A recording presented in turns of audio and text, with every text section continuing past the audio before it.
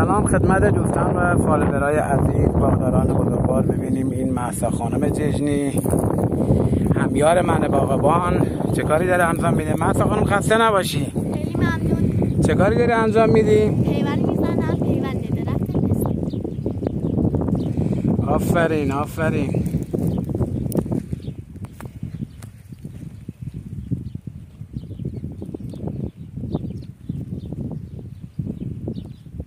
احسن. پیوندکار حرفه‌ای. چه نوعی اینجا داری پیوند میزنی؟ نوع قزوینی. چرا نوع قزوین؟ چون در برابر سرما مقاومت زیادی داره. احسن.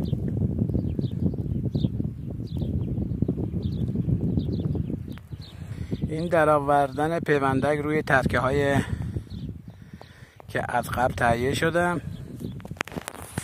و سوار کردن پیوندک بر روی تنه درخت. آفرین.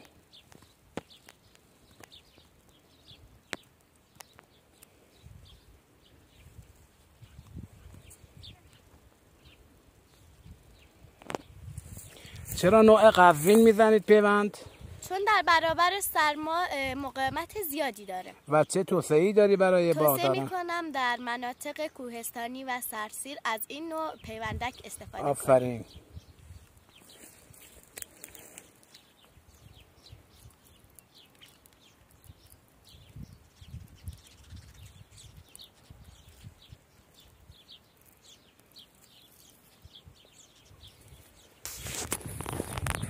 خوبه دست در نکنه مهسا خانم. خواهش میکنم.